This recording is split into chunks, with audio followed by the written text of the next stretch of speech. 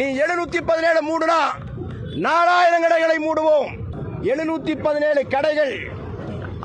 இல்ல தெரியாம தான் கேக்குறேன். அவர் பள்ளியை மூட சொன்னாரா, கோயிலை மூட சொன்னாரா, சர்ச்சை மூட சொன்னாரா, இல்ல மசூதியை தான் மூட சொன்னாரா? பள்ளி மாணவர்களுக்கும் பெண்களுக்கும் மக்களுக்கும் இடையூறா இருக்கிற டாஸ்மார்க்கை மூட சொன்னார்.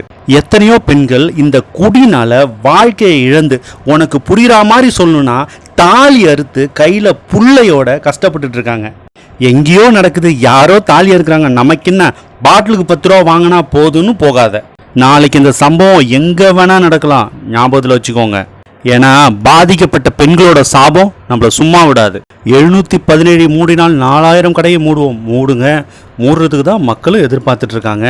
அதுக்காக தான் பல ஊர்ல பல கிராமத்துல பெண்கள் சாலையில நின்று போராடிட்டு இருக்காங்க.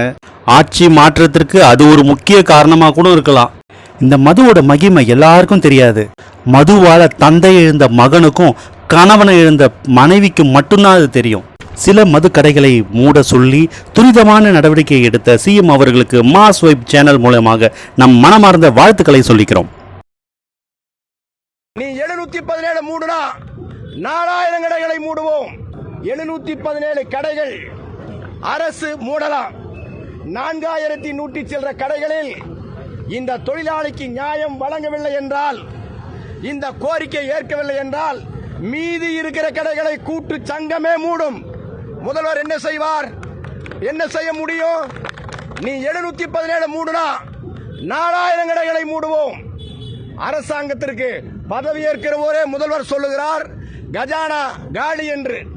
கஜானா எப்படி காலியாகும்? முன்னாள் முதலமைச்சர் குறிப்பிட்டிருக்கிறார். பணம் இருக்கிறது, மனம் இருந்தால் மாற்றத்தை உருவாக்க முடியும் என்று குறிப்பிட்டிருக்கிறார். அது உண்மை, அது உண்மை. ஆகவே அரசு ஊழியர்களுக்கு 2% அகவிலைப்படி நேற்றைய தினம் அறிவித்திருக்கிறதை வரவேற்கிறோம். எங்கிருந்து பணம் வந்தது?